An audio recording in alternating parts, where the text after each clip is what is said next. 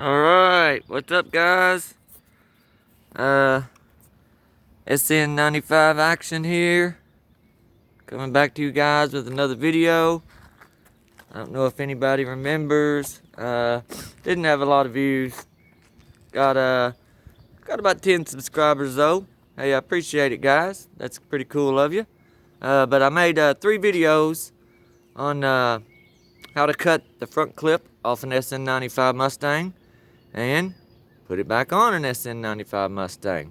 The front clip, that is, just in front of the shock towers. I don't know if you guys remember this car or not, but this is the one that was in my one-car garage. And I kind of gave my take on the deal about cutting the clip off in front of the shock towers, you know, when you have a light front-end collision. My car slid across ice on a bridge, and, you know, slid sideways, and I counter-steered and straightened it out. And it straightened back out and went the other way. So I counter-steered the other way, straightened it back out again. And about that time, I was off the bridge, and all 4 tires caught traction. Because, as you know, bridges freeze before roadway. So it had only been about a half inch of snow that night. There was nothing on the roads. So the salt trucks didn't come out, and the bridges with the overpasses, they froze. Nobody knew it. Unfortunately, I go to work at 6 a.m., so I'm on the road at 5 a.m., usually one of the first guys, so I'm the unfortunate fool that hits the bridge first, I guess. And, you know, my little car was mint. It was a 98 GT, and it had never, ever been in even a fender bender. It was lady-owned and driven, bought new in 98, lady-owned, driven, garage kept. Just under 100,000 miles when we purchased it 5 years ago for $3,800. A screaming deal. And my wife drove the car for 3.5 years straight.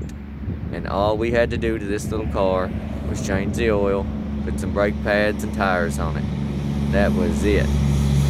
I think I did put a serpentine belt and some new radiator and heater hoses on it for her. And I think I even swapped out the intake and put one of the good ones on there with the aluminum coolant crossover, so she wouldn't have any issues on the road, because she carried our, at the time, our young daughter was like 9 years old, and my son was like 12 at the time. So, you know, I wanted the car to be dependable, and it was very dependable. In 3 years, she put just over 60,000 miles on the car. It made me feel terrible because I knew it was going to be my car one day. And so, you know, it had just under 100 when we bought it. So needless to say, by the time I got it from her 5 years later, which was just back in this past November, right around my birthday, I bought it from her. I'm not going to say what I paid her for it, but I didn't pay as much as she did for it, naturally. But let me tell you this, even though it had at this point 160,000 miles on it, she's a shrewd negotiator. And she went on YouTube and on all the websites, Craigslist, Facebook Marketplace and everything, found out what these things were going for. I mean, a shrewd negotiator, my own wife. But anyway, like I said, had to pay her good money for it, just like I would have anybody else. I mean, maybe like, you know, not like someone like Danny Johnson, you know, that really knows his Mustang. So, you know, he knows the thing's worth $5,000, you know. You know, some guys you can get them off of them for $2,000, $2,500. It is an automatic car, which is, I mean, I've had the last 7 Mustangs I've had, 6 of them were stick shifts, and I'm 52 years old. This is going to be what everybody likes to call making big power. If you really want to make big power, you got to have an auto, man. Okay? I mean, you know, that's what all of the so-called gurus take on the matter is. I don't agree. I don't agree at all. They need to watch some 1320 videos and watch the guy in the little pickup truck with the stick shift and watch that guy roll gears down the track and bust some automatics that are probably running 8s in the quarter. And this guy, little skinny dark-headed guy, and he can roll some gears. I've seen him bust some fast cars and put them on a trailer. So, dude, I don't know what your name is, but I saw you a couple times on 1320 videos. I can't remember if it was Kansas City, Chi-Town, New Orleans, I don't remember, but man, kudos to you, brother, because you can shift some gears. I hope you see this video. But anyway, you know, this car's an auto, like I said. I'm gonna go 4.6, 2-valve, believe it or not. Gonna do the old Andrew Lavender thing there. And Andrew, please, man, hey dude, I like you. I like your videos, but please quit saying, you know, I'm gonna show you how to make a 4.6 make 1,000 horsepower, because I saw your car on the dyno, man. Be honest, dude, okay? Be straightforward. You've accomplished something awesome with a 2-valve, okay? But you're making 860 horsepower. I saw it on the dyno. That's the most I've ever saw out of the thing. Now, yeah, dude, that is close to 1,000 horsepower. I would be proud of that, man. It's a 2-valve. That's a statement, you know? But don't call it 1,000, bro. It's not 1,000. You know, it's 860. You know, if I can get 860 out of mine, I'd be the happiest guy on the planet. What are you talking about? I mean, a Shelby, a freaking Hellcat Red Eye doesn't make 850, man. Come on. You know, you've done something with a 2-valve. So call it 860. You know, edit your videos. How to make a 2-valve 4.6 make 850 horsepower. There you go. You know, put that on there, bro. Then put your dyno clip in there. And then look at the numbers and it says 860. You know, that's the one where you and your buddy, the Spanish guy, I don't want to call him a Mexican because I think that's disrespectful. I don't know if he's from Mexico or Puerto Rico or Jamaica or what. So I'm not going to do that. I live in Kentucky. I'm not a redneck. I'm respectful to everybody. So I don't know what I don't know what his race is, but I'm just going to call him you know, he's a dark-skinned guy. You know, he's not an American dark-skinned person, you know, an African-American, but he's, I don't know, you know what I'm saying? Kind of Spanish-looking guy. But anyway, he's got the little Datsun 280 or 260Z, and that thing is awesome, man. He's got turbo on it and everything. And Andrew, I think you're a little hard on the guy, man. The remarks you make to him about his car being unreliable, because both of you guys that Saturday morning loaded up and packed up and left and drove to that dyno day at that guy out in the country. It looked like it was out in the country at his dyno, and there was quite a few badass cars there, a couple of them making. There was a vet that made 1,400 horsepower that day. You know, your car made 840 or 860, I can't remember. But that guy's little 260 or 280Z, whatever it was, with the big V8 single turbo. I can't remember if it was twin turbo or single turbo, but I think it was a single turbo.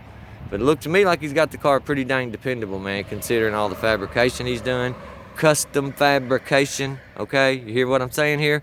Custom fabrication.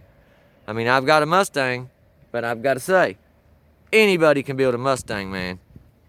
You know, if you're a wrencher, anybody can build a Mustang. There's so many parts out there. There's so many cars built. There's so many videos. If you can read and you are not possessing the IQ of 10, then anybody can build a Mustang. To take a 260 or 280Z, stuff a big V8 in it with a turbo setup, a V8 rear end, a V8 transmission, the drive shaft cut down, make the suspension work, make the slicks fit inside the wheel wells, make the front tires look right, get the camber right, get the stance of the car right. You know what I'm saying. The guy has done something with that car. So, you know, hey man, give him the respect he's due, okay? He's built a badass car. Quit being hard on the guy. You know, I think and man, I don't mean to sound disrespectful to you, Andrew, because like I said, you have got a wicked Mustang, man, and you have built a heck of a 4.6. Yes, kudos to you, brother. But your buddy, he's built a heck of a car, man.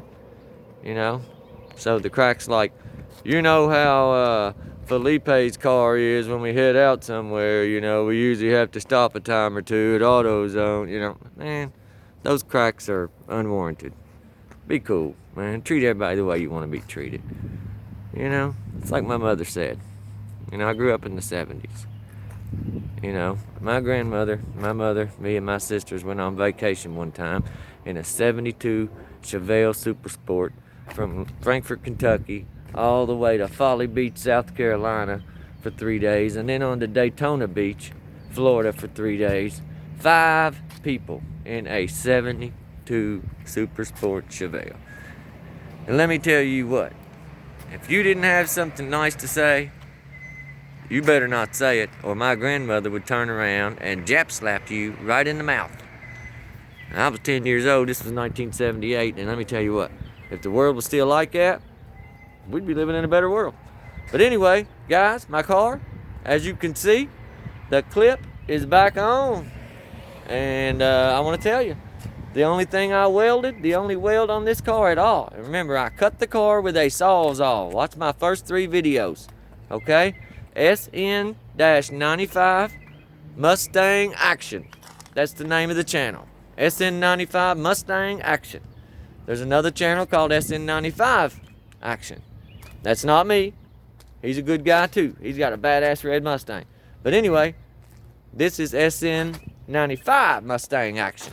So, you know, we're going to be doing a whole lot of drag racing this summer because I've been drag racing for the last 20 years.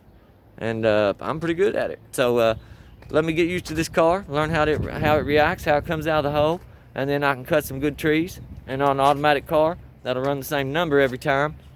It's not a big deal to bracket race and end up in the final round.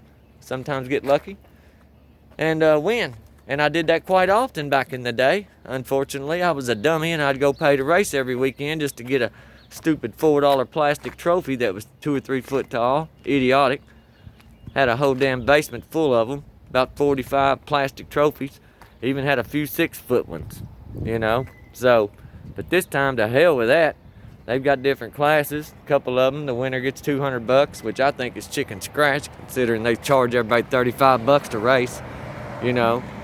Or you pay $25 and race in a stupid $4 trophy class, which is just a ripoff. You know, I think they ought to have a street car, true street tires, street car, heater, radio, wipers, lights, you know, air conditioning, the whole damn 9 yards. Street car, daily driver, you know, and have a $500 to win class, you know, no matter how many entries is in the damn class. $500 to win, you know, come on. Give the regular guys some money. Track owners, give the regular guys some money, $200. When you pay $35 to enter, okay, then you got to pay $20 for your wife and your kid to get in the gate, okay, right there $75, okay, or $55. Then you spend $20 on gas just to get to the track, that's $75.